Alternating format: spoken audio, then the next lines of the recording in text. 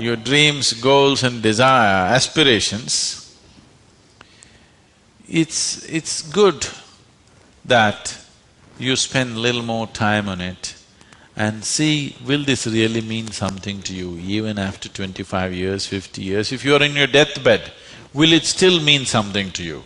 You must look at it. Whatever you're aspiring for, whatever you're dreaming of, whatever goals you have set, will it really mean something? Because most of these goals are traps. They're just traps. You get in, it's only one-way street, you can't turn back. I want you to look at this, because many of them are older than you. You ask them what they dreamed of at 18, they're fortunate it didn't come true.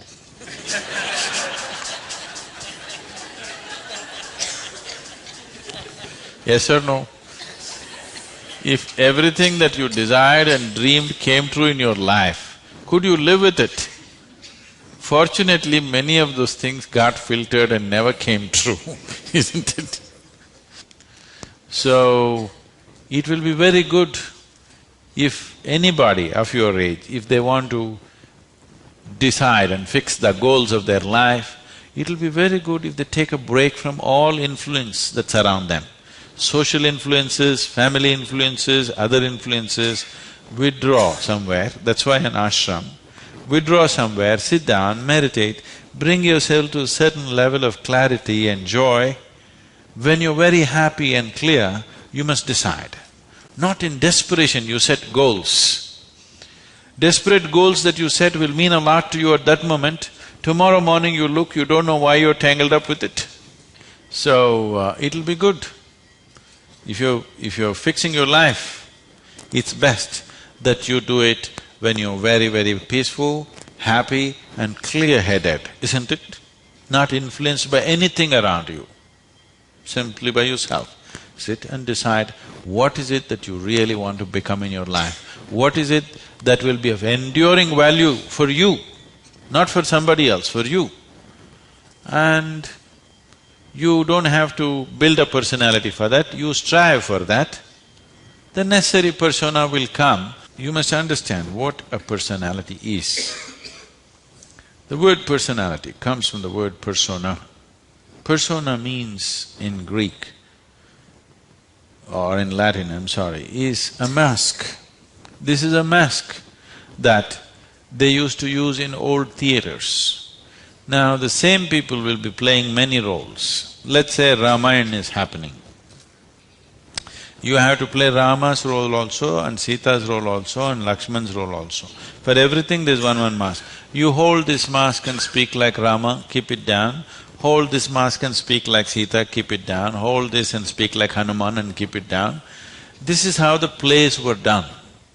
So it is those masks which were referred to as persona. So personality means you held a mask and mask got stuck to your face. You couldn't pull it out. That means you have a personality. Personality is something that people are trying to develop because they have no sense of being. Instead of the real thing, you're trying to concretize the fake thing. If you are in touch with your being, why do you want a personality? It's not necessary. You can be a different kind of personality in different places. You are actually already. Or are you stuck with one personality? Some people are. People who are simplistic in their head have only one personality. Others have different personalities in different areas of life, isn't it? If you had seen me before like 1999, that is before the consecration of Dhyanalinga, I was a completely different kind of person, okay? To such an extent, everything about me was so different. Well before that things happened that was beyond me, but this was conscious. At that time I was single-minded towards a certain purpose, I was in a certain way. So after… I never thought I will live beyond that. but somehow things happened. Then I thought, okay, now that the work is over, let me change my personality completely. To fulfill that, I had acquired a certain kind of personality. And now that it's over, I thought, let me change it. And I told people around me, see, I'm going to change my personality. Don't be shocked, I'm still the same guy. They said, no problem, this. I said, just hang on, because things will change. Everything about me will change, the way I operate will change, the way I speak will change, the way I dress will change, the way I do, everything will change. They said, no problem, we know you, we love you with this. I said, that's okay, hang on tight, because when things change, people fall off. Lot of people fell off because they couldn't believe. Where is that person that they knew? That person just evaporated, you know This is a new person, they can't identify with this new person. I told them and changed. In spite of that, they fell off. So many of them. So many of them who were very dear to me and very close to me, they fell away because I changed so dramatically. And I told them I'm going to change because one phase of work is over, now it's time to change my personality. The way I look, the way I dress, the way I speak, the very way I am, everything about me. I even changed what food I like. I changed my personality, so I thought I'll change my food also.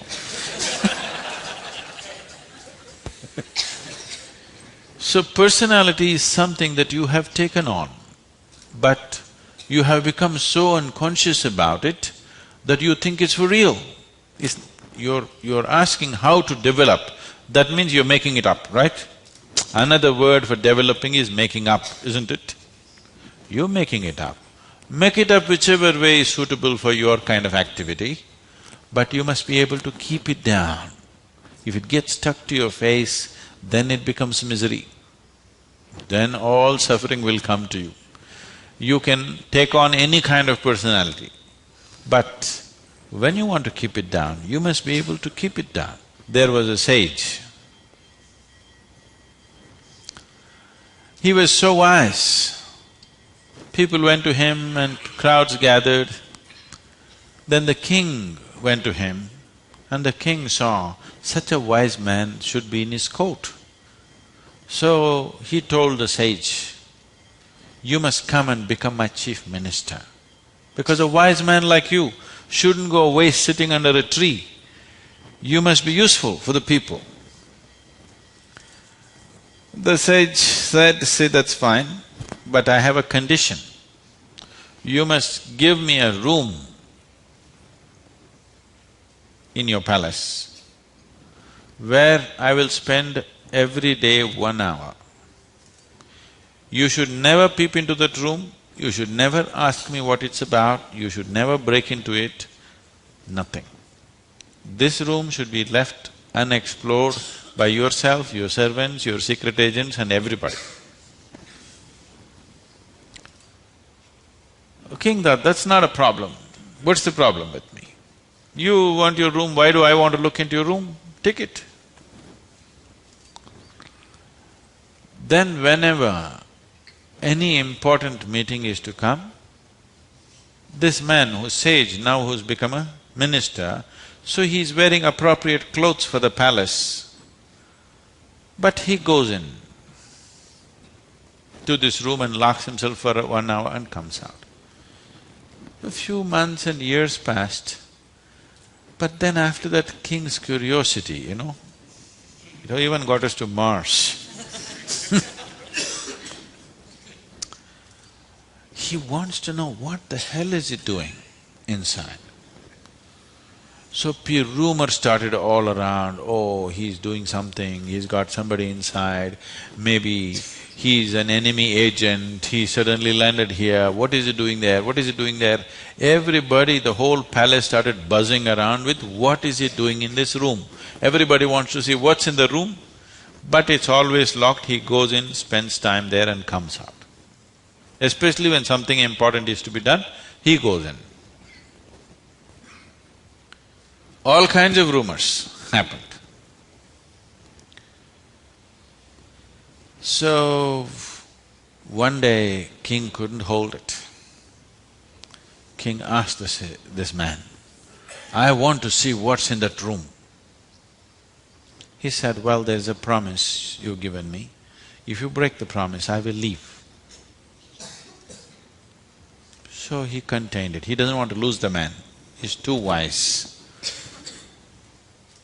And then his other courtiers started talking, "How can you allow this? We don't know what's happening inside. It could be dangerous, it could be this, it could be that." One day when he was not there, they broke open the door and went inside.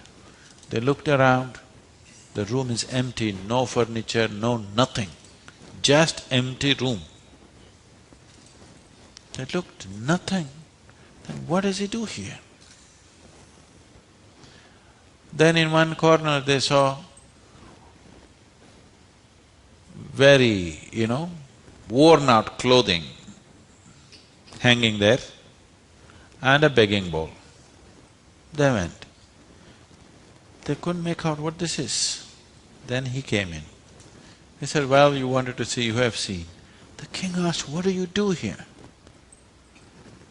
He said, "Whenever I want to make any important decision, I come here, wear my worn out clothes and sit with a begging bowl clearly, that I don't want to be caught up with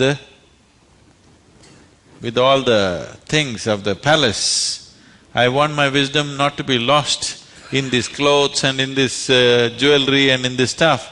So I come here, wear those clothes, sit with my begging bowl, make the decisions and then come out. Now you've broken the promise," and he left. So, this is what meditation is for you. Every day when you sit, you strip yourself down. You don't have to do anything about it. If you sit there simply, see, anything that's made up needs constant support from you, isn't it? See, suppose you tell a lie. It needs constant support to keep it up, isn't it? But if something is true, you can even forget it, but it's still there, isn't it? You understand what I'm saying? If something is true, even if you forget it, it's still there, no problem. But if it's a lie, you have to keep it up. Your personality is a lie. Your being, your existence is the truth. You don't have to keep this up. This will be anywhere there. What you make up for the sake of the society, to function in the society, you need a certain kind of makeup. You must be able to keep it down. If you're going to bed fully made up, then something wrong with you.